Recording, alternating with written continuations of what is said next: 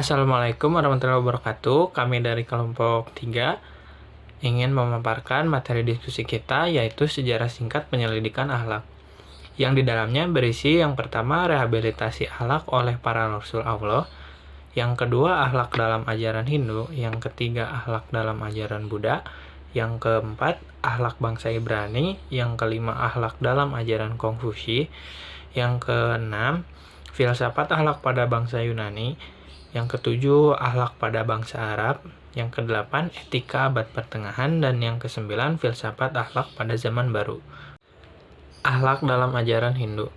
Ajaran Hindu berdasarkan pada kitab Veda.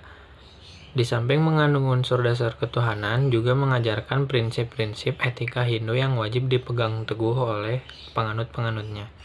Etika mereka disandarkan kepada ajaran ketuhanan yang mereka anut yang termaktub dalam kitab Veda tersebut. Prinsip tersebut ialah patuh, sifat patuh dan disiplin dalam melaksanakan upacara-upacara ajarannya sebagaimana mestinya. Manakala seseorang dapat melaksanakan kewajiban tersebut dengan sempurna, dapatlah dipandang sebagai orang yang mencapai derajat kemuliaan yang sesungguhnya. Sebaliknya, barang siapa yang melalaikan hal tersebut, kurang hati-hati atau salah dalam mengerjakannya upacara agama, maka hal itu berarti dosa dan sumber terbitnya kejelekan. Tanda-tanda lahir yang dipandang baik dalam akhlak menurut Hindu adalah kemerdekaan, kesehatan, kekayaan, kebahagiaan, yang semua itu dapat dicapai manakala seorang patuh dan melaksanakan upacara keagamaan dengan baik dan sempurna. Sedangkan alamat-alamat kejahatan ialah perhambaan sakit, fakir, dan celaka, yaitu timbul akibat tidak melaksanakan upacara agama dengan hati yang penuh dengan kesungguhan. Dengan demikian, jelaslah bahwa prinsip etika Hindu ialah bahwa peraturan ajaran dipandang sebagai sumber kemuliaan.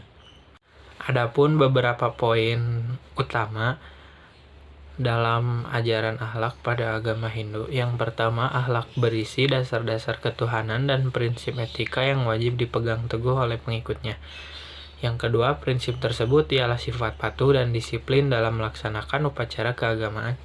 Yang ketiga, tanda-tanda kebaikan dalam agama Hindu ialah kemerdekaan, kesehatan, kekayaan, dan kebahagiaan. Dan yang keempat, tanda-tanda kejahatan lain ialah perhambaan, perbudakan, sakit, dan kecelakaan. Yang kelima, prinsip etika Hindu ialah peraturan agama itu dipandang. Yang keenam, sebagai sumber segala kemuliaan akhlak manusia. Yang ketujuh, etika dalam agama Hindu bergantung kepada prinsip Brahma yang menjadi dasar kepada norma yang teratur dan serasi. Dan yang kedelapan, bermaksud kepada keadilan, kebaikan, kesucian, benar, sederhana, dan suci. Akhlak dalam ajaran Buddha. Ajaran tentang Dharma atau Dhamma. Dharma ialah doktrin atau pokok ajaran inti ajaran agama Buddha. Dirumuskan di dalam 4 kebenaran yang mulia atau 4 Arya Satni, yaitu ajaran yang diajarkan Buddha Gautama di Banares sesudah ia mendapat pencerahan. Arya Satyani atau kebenaran yang mulia itu terdiri dari 4 kata, yaitu dukkha, samudaya, nirodha, dan marga. Yang pertama, dukkha. Dukkha adalah penderitaan. Hidup adalah menderita. Kelahiran adalah penderitaan. Umur tua adalah penderitaan. Sakit adalah penderitaan. Mati adalah penderitaan. Disatukan dengan tidak ada dikasihi adalah penderitaan. Tidak mencapai yang diinginkan adalah penderitaan. Dengan singkat, kelima pelekatan pada di dunia ini adalah penderitaan. Yang kedua, samudaya adalah sebab penderitaan. Ada sebabnya. Yang menyebabkan orang dilahirkan kembali adalah keinginan pada hidup, dengan disertai nafsu yang mencari kepuasan di sana-sini, yaitu kehausan pada kesenangan, kehausan pada yang ada, kehausan pada kekuasaan. Yang ketiga, nirodha, ialah pemadaman. Pemadaman kesengsaraan terjadi dengan penghapusan keinginan secara sempurna. Pembuangan keinginan itu penyangkalan terhadapnya, pemisahan pada dirinya, dan tidak memberi tempat kepadanya. Dan marga adalah jalan kelepasan. Jalan menuju pemadaman penderitaan ada 8, yaitu yang pertama percaya yang benar, yang kedua maksud yang benar, yang ketiga kata-kata yang benar, Yang keempat, perbuatan yang benar. Yang kelima, hidup yang benar. Yang keenam, usaha yang benar. Yang ketujuh, ingatan yang benar. Dan yang kedelapan, semedi yang benar. Rehabilitasi akhlak oleh para Rasul Allah. Yang pertama ada Nabi Ibrahim. Nabi Ibrahim diutus atau hidup di lingkungan yang merupakan penyembah berhala. Kaumnya itu penyembah berhala, bahkan sang ayah merupakan seorang yang bekerja sebagai pembuat berhala. Nabi Ibrahim mencoba mendakwahi ayahnya dengan cara yang lemah lembut, namun ayahnya menolak. Lalu dia mencoba mendakwahi kaumnya pun menolak. Nah, pelajaran yang dapat kita ambil dari beliau adalah mulia. Beliau memiliki akhlak yang mulia, kegigihannya dalam berdakwah, memuliakan tamu, dan masih banyak lainnya. Terus selanjutnya ada Nabi Nuh. Nabi Nuh pun sama, diutus kepada kaum yang merupakan penyembah berhala. Kemudian beliau berdakwah kepada mereka, namun mereka menolak dan menganggap bahwa Nabi Nuh itu sesat, gila, dan mengada-ngada. Lalu Nabi Nuh memohon kepada Allah untuk meminta pertolongan atas penolakan dari kaumnya. Lalu Allah memerintahkan Nabi Nuh untuk membuat sebuah bahtera atau kapal yang besar karena akan terjadi banjir bandang. Pelajaran yang dapat kita ambil dari kesabaran Nabi Nuh adalah kesabarannya dalam berdakwah dan senantiasa bersyukur kepada Allah Subhanahu wa taala. Selanjutnya ada Nabi Lut. Nabi Lut diutus kepada kaum Sodom yang berperilaku homoseksual dan terbiasa melakukan kejahatan. Lalu beliau mendakwahi kepada mereka, kaumnya yaitu kaum Sodom, namun dia ditolak oleh kaumnya. Lalu Nabi Lut meminta pertolongan kepada Allah. Lalu datanglah 2 orang yang datang kepadanya dan memerintahkan beliau untuk segera pergi dari desa tersebut karena sebentar lagi desa tersebut akan dihancurkan. Pelajaran yang dapat kita ambil adalah kesabaran beliau, kepedulian beliau, dermawan, dan senantiasa membantu orang lain. Kemudian selanjutnya ada Nabi Ayub. Nabi Ayub ini diuji oleh Allah dengan penyakit yang cukup lama gitu, sehingga orang-orang menjauhinya, termasuk orang-orang terdekatnya, keluarganya. Beliau dimiskinkan oleh Allah dan diberi ujian yang cukup berat. Namun dengan kesabarannya akhirnya dia meminta pertolongan kepada Allah. Lalu Allah pun menyembuhkannya kembali dan mengembalikan kekayaannya kembali kepada beliau. Nah, yang dapat kita ambil dari beliau yaitu sabar, ketaatan beliau, ketakwaan, dan juga kedermawanan beliau, dan kesabaran beliau dalam menghadapi cobaan. Terus selanjutnya ada Nabi Musa yang diutus kepada Bani Israel. Dan pada saat itu ada raja yang memimpin yaitu Fir'aun. Nah, yang dapat kita ambil akhlak dari beliau atau Nabi Musa adalah kesabaran beliau, keteguhan beliau, dan ketabahan beliau dalam mendakwahi kaumnya dan mendakwahi seorang raja yaitu Fir'aun. Itu patut kita contoh. Selanjutnya ada Nabi Isa. Dia juga diutus kepada kaum Bani Israel. Nah, yang dapat kita pelajari dari beliau adalah akhlak beliau yang mulia tentunya, yang itu beliau memiliki sifat tawakal, sabar, penolong, dan memiliki iman yang kuat dan memiliki keyakinan yang kuat terhadap apa yang ia percaya atau yang ia imani, yaitu ajaran Allah Subhanahu wa taala. Selanjutnya ada Nabi Muhammad. Beliau diutus pada bangsa Arab pra-Islam, yaitu pada masa jahiliyah. Nah, beliau merupakan seorang revolusioner akhlak pada bangsa Arab yang pada bangsa Arab yang pada dahulunya atau sebelumnya merupakan jahiliyah atau ada pada masa kebodohan, lalu berubah menjadi Arab yang Islam. Nah, sesuatu atau pelajaran yang dapat kita ambil dari akhlak beliau yang mulia, yang sampai bahkan disebutkan akhlak beliau merupakan akhlak Al-Quran, itu sifat beliau yang jujur, baik hati, mengerjakan amal ma'ruf nahi mungkar, dan masih banyak yang lainnya yang patut kita contoh. Kemudian ada akhlak pada bangsa Ibrani. Dalam bangsa Ibrani ada yang disebut dengan etika Yudaisme, yang merupakan aturan yang berlaku pada masyarakat Yahudi dari dulu hingga sekarang. Dan aturan ini bersumber dari aturan-aturan dalam hidup masyarakat Yahudi. Tujuan hidup Yudaisme adalah taat kepada Allah atau Allah, dan dengan ketaatan tersebut itu harus berdasarkan Torah atau yang kita kenal sebagai Taurat atau kitab suci mereka. Lalu pembahasan selanjutnya ada filsafat akhlak pada bangsa Yunani. Di sini ada 3 tokoh, yaitu Sokrates, Plato, dan juga Aristoteles.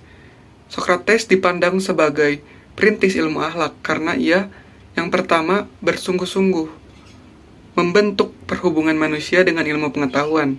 Dia berpendapat bahwa akhlak dan bentuk perhubungan itu tidak menjadi benar kecuali bila didasarkan ilmu pengetahuan. Lalu ada Plato, ia merupakan ahli filsafat Athena yang merupakan murid Sokrates juga. Ia berpendapat bahwa alam lain adalah alam rohani. Di dalam jiwa itu ada kekuatan macam-macam, dan kekuatan dan keutamaan itu timbul dari penimbangan. Kemudian yang terakhir ada Aristoteles yang merupakan murid dari Plato. Pengikutnya disebut peripatetis karena ia memberikan pelajaran sambil berjalan atau berjalan di tempat yang teduh. Akhlak menurut ajaran Konfuse. Konfuse ini lebih banyak membicarakan tentang akhlak jika dibandingkan dengan ketuhanan. Dalam soal ketuhanan, ajaran Konfuse hampir sama dengan ajaran kepercayaan Cina pada umumnya. Sejak abad ke-5 sebelum Masehi, di negeri Tiongkok berkembang ajaran yang berakar pada Laozi, kemudian dikembangkan oleh muridnya yaitu Konfuse pada tahun 1951 sampai 478 sebelum Masehi. Sebagian orang memandang ajaran ini didasarkan filsafat dan sebagian orang lainnya memandang bercorak agama. Selanjutnya itu ada pokok-pokok ajaran Konghucu.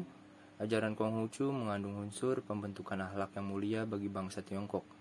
Konghucu juga selalu menghindari pembicaraan tentang metafisika, ketuhanan, jiwa, dan berbagai hal yang ajaib. Namun, ia tidak meragukan tentang adanya Tuhan Yang Maha Esa yang dianut oleh masyarakat lainnya. Pokok-pokok ajaran yang dapat diketahui sebagai berikut. Hidup ini ada 2 nilai, yaitu yen dan juga lien, mengandung suatu pengertian hubungan ideal di antara sesama manusia.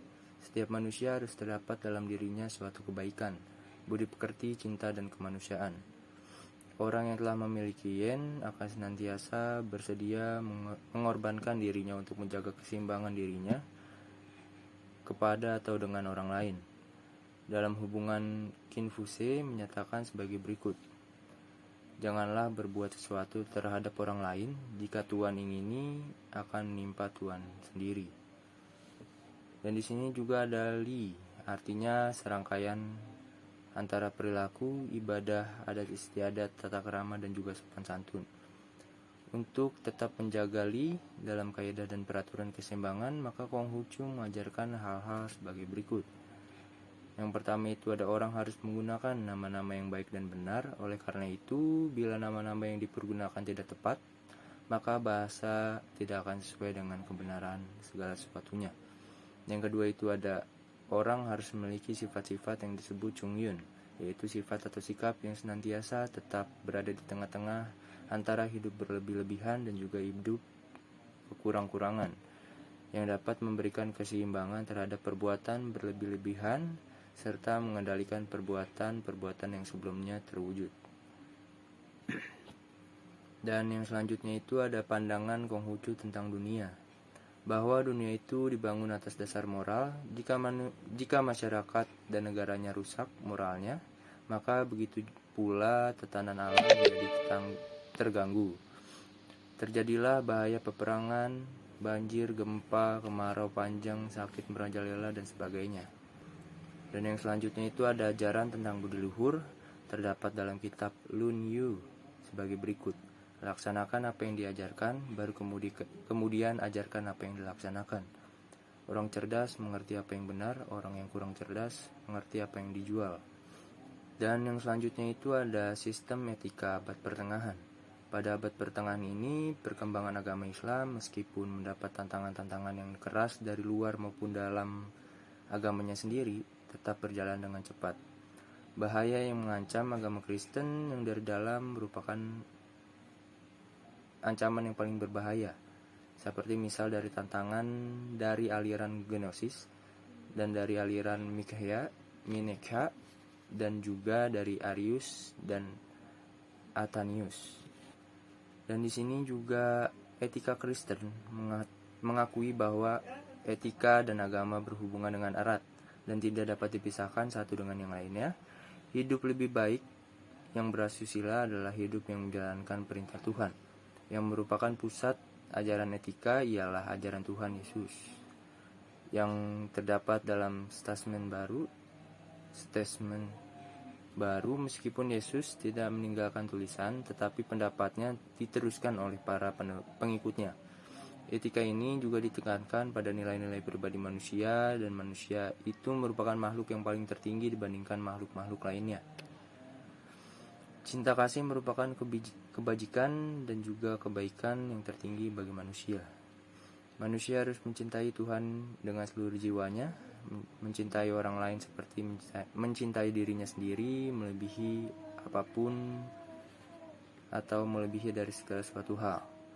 Jadi hubungan antara manusia dengan Tuhan, hubungan manusia dengan orang lain adalah hubungan yang saling sayang menyayangi dan juga saling cinta mencintai. Etika adalah sesuatu yang bersifat positif dan merupakan persoalan yang paling mendalam pada manusia, berakar pula pada peranan dan juga kehendaknya. Jadi etika ini juga harus dapat menanggungjawabkan pada ketaatan terhadap Tuhannya. Filsafat akhlak di era modern atau pada zaman baru. Sebagai yang kita ketahui bahwa bangsa Arab masih sedikit yang menyelidiki akhlak berdasarkan ilmu pengetahuan, karena mereka telah merasa puas mengambil akhlak dari agama dan tidak merasa butuh kepada penyelidikan ilmiah mengenai dasar baik dan buruk. Agama menjadi dasar buku-buku akhlak seperti yang kita lihat dalam buku karangan Al-Ghazali dan Al-Mawardi. Orang Arab yang melakukan penyelidikan tentang akhlak dengan dasar ilmu pengetahuan ialah Abu Nas Al-Farabi, Ikhwanus Sofa, dan Abu Ali Ibnu Sina. Mereka telah mempelajari filsafat-filsafat Yunani, terutama pendapat-pendapat bangsa Arab. Yang terbesar mengenai akhlak ialah Ibnu Maskawai, yang menyusun kitabnya yang terkenal atau Tahzibul Akhlak wa Ta'tirul Arab. Dia telah memadukan ajaran Plato, Aristoteles, Galinus dengan ajaran-ajaran Islam. Pada abad pertengahan ke-15, mulailah ahli-ahli pengetahuan menghidup suburkan filsafat Yunani kuno, yang kemudian juga berkembang di seluruh Eropa. Pada awal difungsikan, sesuatu dikecam dan diselidiki, sehingga tegaklah kemerdekaan berpikir dan mulai melihat segala sesuatu dengan pandangan baru. Di antara yang mendapat kecaman dan penyelidikan ialah persoalan akhlak yang dibawakan oleh bangsa Yunani dan bangsa-bangsa lain. Ahli-ahli pengetahuan baru mengecam dan memperluas penyelidikannya dengan pertolongan dari ilmu pengetahuan lain yang telah diketahui seperti ilmu jiwa masyarakat. Mereka suka menyelidiki akhlak menurut kenyataan dan tidak mengikuti gambaran-gambaran khayal, dan hendak melahirkan kekuatan yang ada pada manusia, dihubungkan dengan praktik hidup di dunia ini. Pandangan baru ini menghasilkan perubahan dalam menilai keutamaan. Yang kedua, materi akhlak pada periode bangsa Arab. Pada periode bangsa Arab, perkembangan akhlak mengalami fase perbedaan arah dan kultur. Nilai etika dan moral bangsa Arab terekam dari ungkapan dan ajaran-ajaran mereka kepada anak dan generasi berikutnya dalam bentuk syiar yang oleh banyak peneliti disebut syiar sastra jahili. Para sastrawan Arab berbeda dalam menentukan pembagian periodisasi sejarah sastra Arab. Akan tetapi, mayoritas dari mereka membaginya menjadi 5 periode, yaitu Al-Asr, Al-Jahili atau zaman jahiliyah, Al-Asr, Sadr, Al-Islam, dan kerajaan Umayyah, Al-Asr Al-Abbasi atau zaman Abbasiyah, Al-Asr Al-Turki atau zaman pemerintahan Turki, Al-Asr Al-Hadid atau zaman modern. Pembagian ini sangat erat sekali hubungannya dengan keadaan politik, sosial, dan agama. Fase-fase ini kemudian penulis kelompokkan secara sederhana menjadi 2 periode, yaitu periode Arab pra-Islam dan periode Arab fase Islam. Ini tentu disebabkan oleh beberapa faktor. Masing-masing periode memiliki latar belakang, kultur, serta sumber ajaran akhlak yang berbeda. Terima kasih. Wassalamualaikum warahmatullahi wabarakatuh.